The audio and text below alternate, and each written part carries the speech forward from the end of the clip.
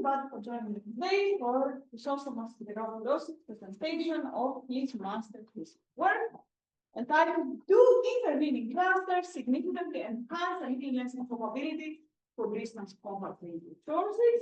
This work done in collaboration with the SMILE group to improve the calculation of the type of constraint SMILE experiment will be able to place on different dark matter models and hopefully ultimately on the properties of dark matter.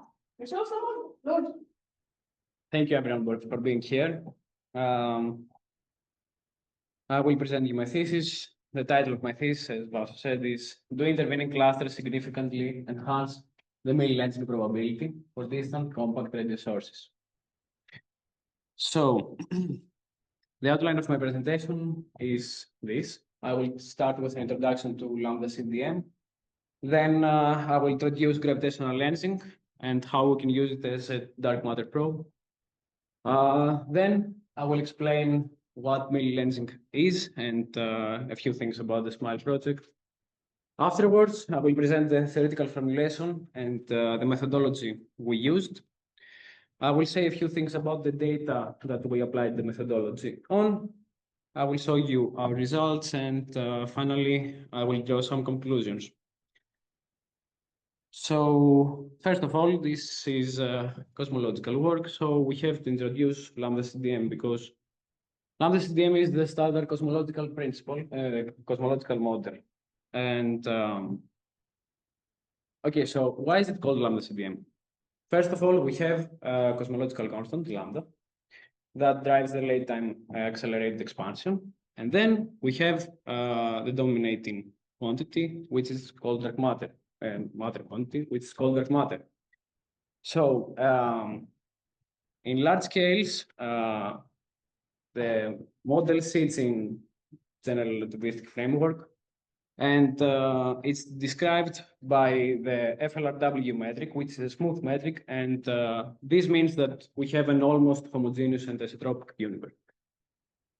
But the initial conditions for this model come from near Gaussian, tiny, and nearly scale invariant primordial fluctuations on temperature, as we can see from the CMB map. These anisotropies are of the scale of 10 to the minus 5 Kelvin. So the dynamics of this model, okay, so the scale factor, the expansion of the universe, is described by the set of Friedmann equations. And we know that from the CMB anisotropies, the structures of the universe that lambda CDM describes come up. So yes, as we said, the expansion of the universe is described by the Friedmann equation that we have written. You can see it. So it's okay here. So the idea is that small Gaussian fluctuation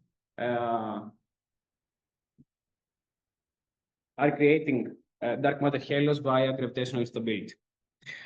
And also, one of the predictions of lambda CDM is the hierarchical assembly, that small halos collapse and form larger structures like galaxies or clusters.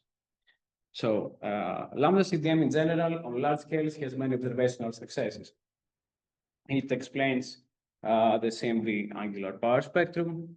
Also, it agrees with the baryon acoustic oscillation standard ruler and the observations of supernova type 1a, and also explain the large-scale structure clustering that we see, and weak lensing.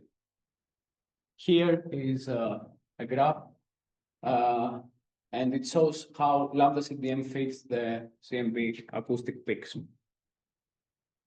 So, when we go to smaller scales, and lambda CDM has a bit of problem there. We have some challenges that are called lambda CDM tensions. Some of them are the missing satellites problem. Simulations predict more low mass halos than luminous dwarfs observed. Also, we have the cusp-core problem.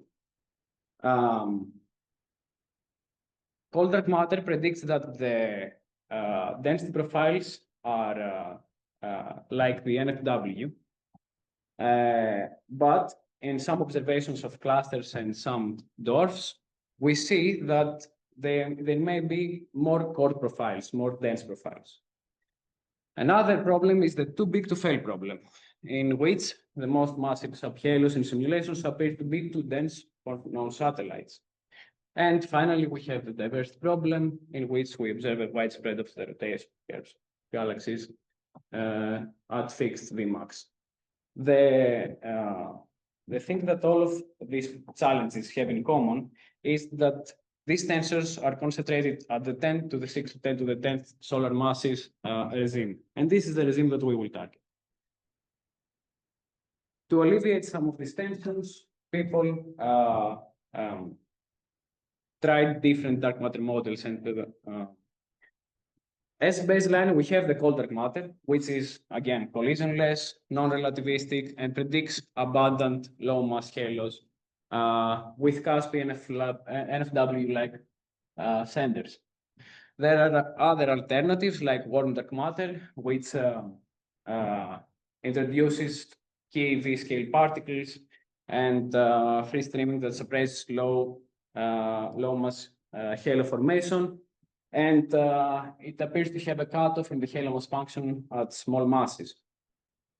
Then we have self-interacting dark matter, in which elastic scattering between the particles redistributes energy, and it leads to either cold halos with reduced central density or core collapsed variants that have very dense centers and are dependent on the cross-section and the assembling history. Finally, we have another alternative that is ultralight or fuzzy dark matter, in which wave effects suppress the structure below the Debrel scale. In this work, we considered two different cold dark matter variations. The first one is derived by numerical simulations and body simulations, and the other one is extrapolated to lower masses from observations. And finally, we also considered self-interacting dark matter, but the core collapsed variant. So now, what is gravitational lensing and how can we use it as a dark matter probe? So in general, gravitational lensing means that gravity bends light. Okay, so let's consider in the figure here. We have a source, we have the observer, and the light, instead of traveling straight ahead to the observer, it's deflected by the gravitational field. Here, the important thing is that we might observe multiple images, arcs, or magnification, but the scale matters. The image separation roughly maps to lens mass, which means that we can know from how much the images are separated things about the lens mass. Why is it powerful? Gravitational lensing measures total mass, and it's independent of how much light there is. So the small-scale challenge of lambda CDM all involve the abundance and structure of low mass halos. Observations of stars and gas are a little uncertain because baryonic feedback can hide or mimic dark matter effects. But gravitational lensing is different. It measures mass directly, regardless of the light, and it's sensitive to exactly the halo masses where the tensions appear. Therefore, lensing is the cleanest way to test dark matter models at small scales. So in our work, we will use mill-lensing to do just that. But what is mill-lensing? Mill-lensing is strong gravitational lensing with milliarc-cycle image separation. The mass window we care about is to see compact lenses from 10 to the 6 to 10 to the 9 solar masses. The angular scale, again, that SMILE uses is to search for multiple compact components with milliarc-cycle separation. To do just that, we use radio and VLBI observations. But why do we need radio and VLBI? Because we need these kind of observations to achieve the resolution we're interested in. So let's go to our problem and how we formulated theoretically and the methodology we used. The key quantity of our whole work is the lensing optical depth. What is the lensing optical depth and what it quantifies? The optical depth is used to quantify the probability that the background source is significantly less by the intervening objects along its line of sight. As a conceptual form, we can think of it as the product of the number density of the lenses, of the potential lenses, sigma times sigma, which is the effective lensing cross-section, which encodes the detectability and the geometry of lenses. And finally, L, which is the path length through which lenses are distributed. We can interpret it as the fraction of the sky as seen by the source, covered by the lensing cross-sections of the intervening halos. So the first part of our work was to reproduce the results of another work that was done previously by Ludas et al. 2022, in which we have only field halos. That means we have halos in the field that are not bound by any structures, are not connected in any way, just in the field, in the universe. So how can we find the optical depth for such problem? The optical depth is given by this expression right here. The first integral here gives us the proper distance. It gives us the distance between the observer and the source. The second integral is the one that we essentially care about for the mass of the lenses. That's why the limits of integration are from 10 to the 6 to 10 to the 9, because that's our regime, our target. And inside here, the integrated quantity is sigma, which is the cross-section, which again encodes the geometry and detectability of the lenses, and also the differential mass function, which is this quantity right here, which gives us the abundance of dark matter halos along the line of sight. So let's talk about the halo mass function. The halo mass function we used here, and it's the same one that Ludas used in the previous work, is this one, the press sector mass function. So here, rho is the mean matter density of the universe, delta C is the critical over density for collapse, sigma mean is the variance of the smooth linear density field on the mass scale M. But there is one thing that we did differently, and is this derivative right here. So we approached this derivative analytically, and we solved it analytically instead of numerically that was done in the previous work. This gave us a more robust result and maybe more accurate result. The second part of our work is to see, and the main part of our work is to see what happens if a cluster is between the observer and the source. What happens then? Does the probability of Miller lensing is the probability of Miller lensing enhanced? So to do just that, we need to structure an expression like the previous one, like the optical depth we saw before. But now we need a few different ingredients. First of all, we need a function that describes the distribution of the subhalos within the cluster. In our work, we used the subhalo mass function from Giogoli et al., which is given by this relation right here. And node, alpha prime and beta are fit parameters from, again, n-body simulations. And psi is M subhalo over M host. In our case, M host is the cluster mass. So the cross-section remains the same. And the path length through the clusters, the path that light travels through, is defined completely by geometry. And we will see right here how. So here we have the impact parameter D. The impact parameter is the projected physical separation between the cluster center and the line of sight. It is related to the observed angular separation, this angle theta, by this relation, and in which we used also the small angle approximation. So for D less than the virial radius of the cluster, the light ray intersects the cluster as a chord of length, which is given by this relation right here. So now we have the mass function, the subhalo mass function. We have the length element that we need, and the cross section is the same. So we have the final expression for the cluster part.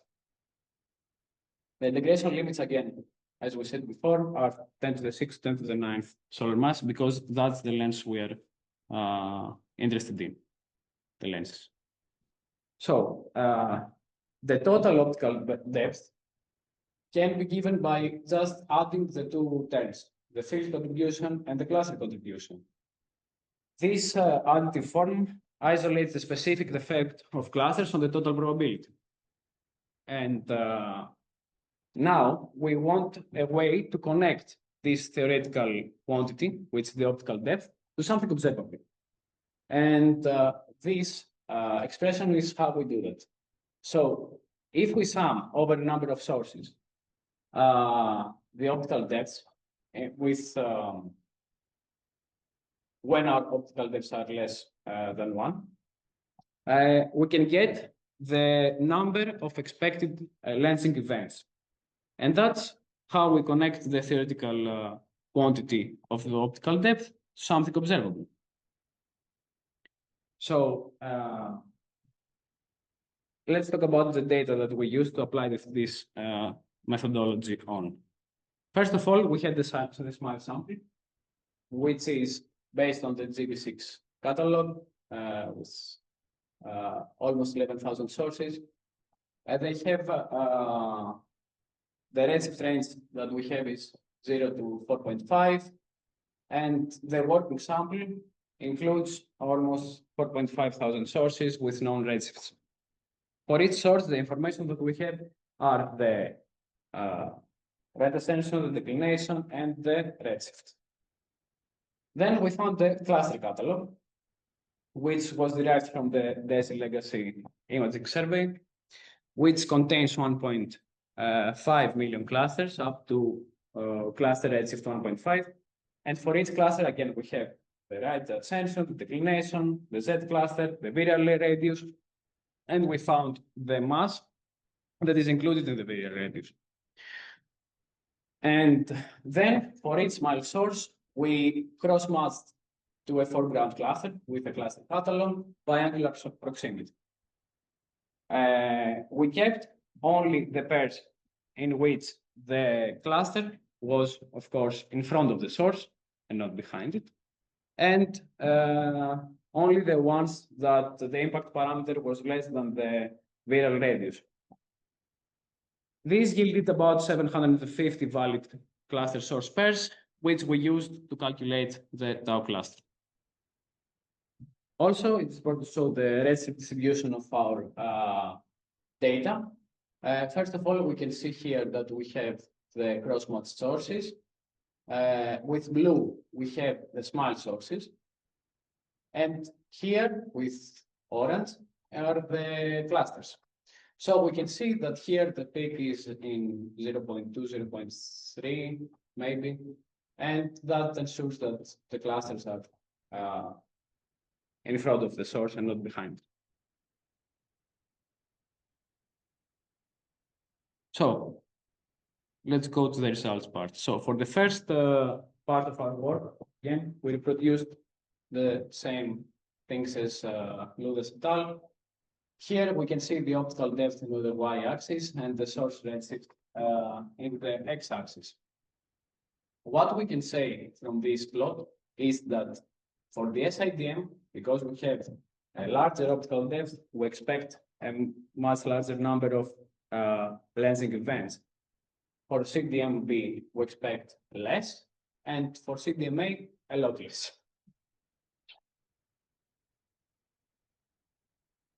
And here is the calculated expected lenses.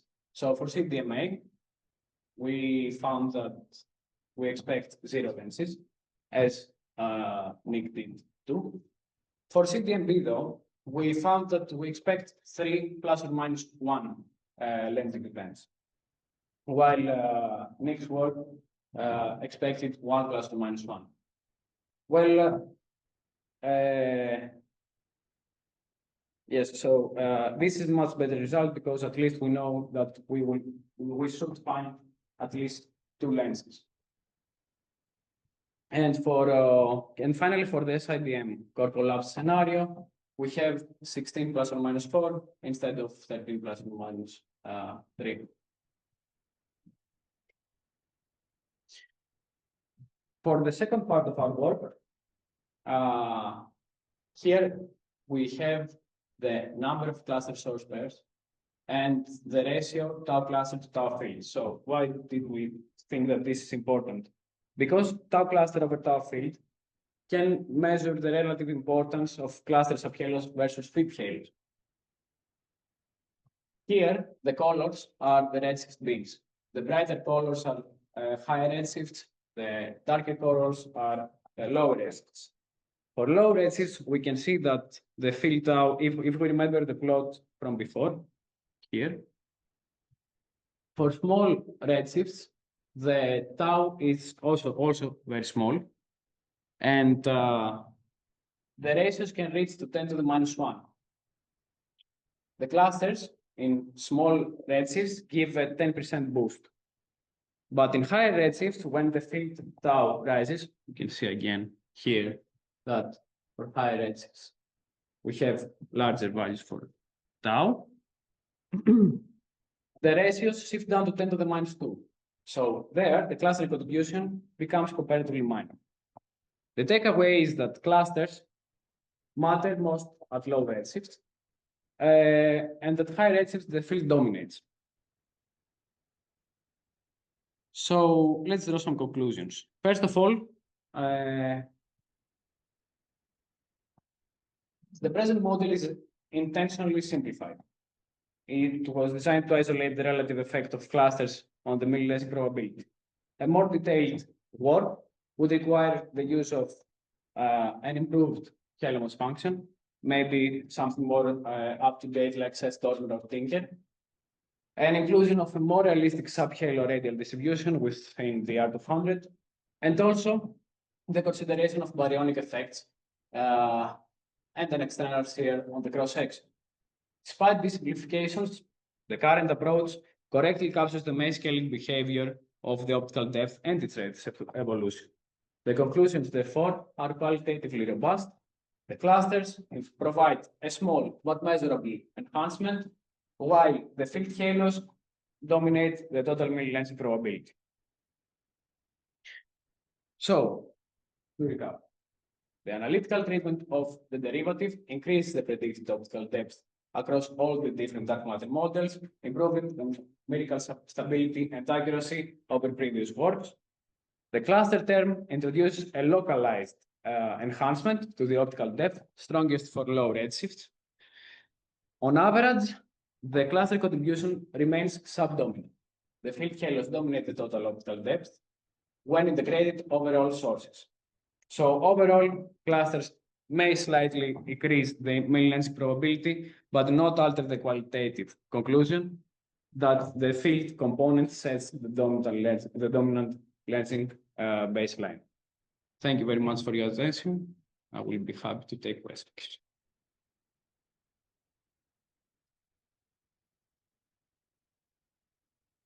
Also, I forgot to say thank you to my supervisors, Dr. Carolina Casadio and Professor Vasiliki Pavlidou, for their help and guidance throughout this project.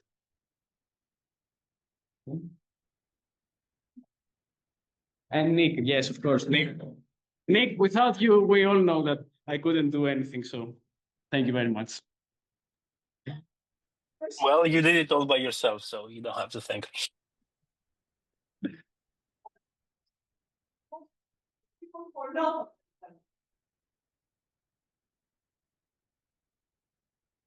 I have questions about my presentation. You don't? No. Yeah.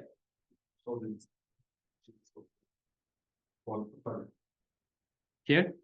Yeah, you've got clusters of very low edge. Okay? Yeah. Presumably, where it's super high edge, you don't see them. It's a selection bias, right? Yeah, probably. And one of the main results is that these clusters are important at lower edge, and at higher edge is very not important anymore. They reduce only one hundred. Yeah. In the effect rate. So would it be that your results biased?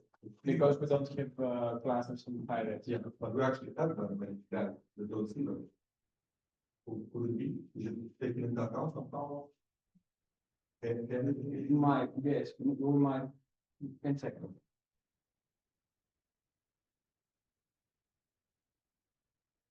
Yes. Other questions?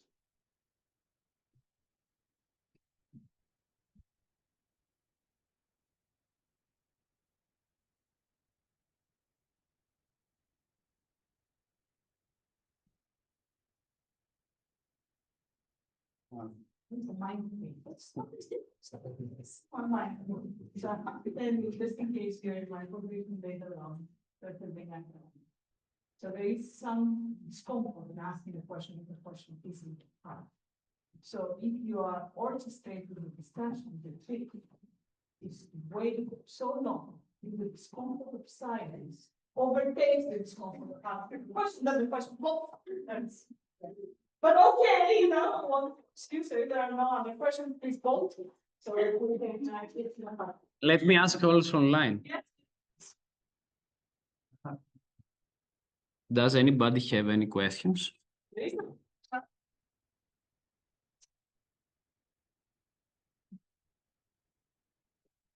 I'm muted. No, that was before. Okay.